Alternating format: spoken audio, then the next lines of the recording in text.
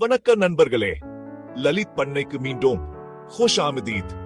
இன்னு பால் பண்ணை தொழிலை லாபகரமான வணிகமா மாத்திய வெற்றிகரமான பால் பண்ணையாளர்களின் உத்வேக கதைகளை பகிர்ந்து கொள்றேன். அவர்களின் பயணத்தில மூழ்கிவிடலாம்.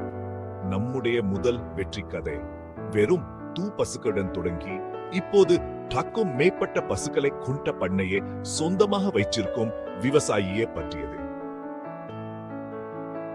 அவருடைய ரகசியம் என்ன தெரியுமா?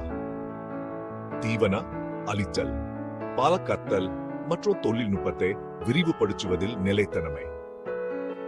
கடுமையான அட்டவணையை பராமரிப்பதன் மூலமும் நவீன கருவிகளை பயன்படுத்துவதன் மூலமும் அவர் தனது செயல்பாடுகளை தடையின்றி விரிவுபடுத்த முடிந்தது.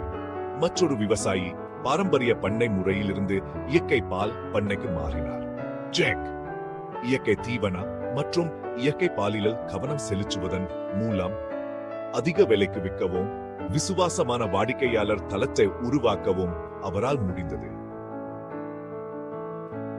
தரம் மற்றும் நிலத்தன்மைக்கு அவர் அளித்த முக்கியத்துவம் அவருக்கு நிதி வெற்றியை மட்டுமல்லாமல் சமூகத்திலும் பெரும் மரியாதையை பெற்று தந்தது.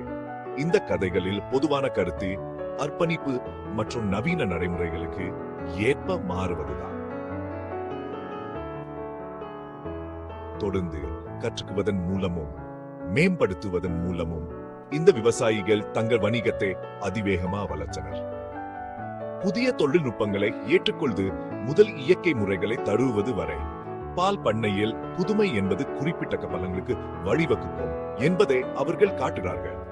கடின உழைப்பு மற்றும் சரியான திட்டமிடலுடன் பால் பண்ணை ஒரு பயனுள்ள முயற்சியாக இருக்க முடியும் என்பதை இந்த கதைகள் காட்டுகின்றன.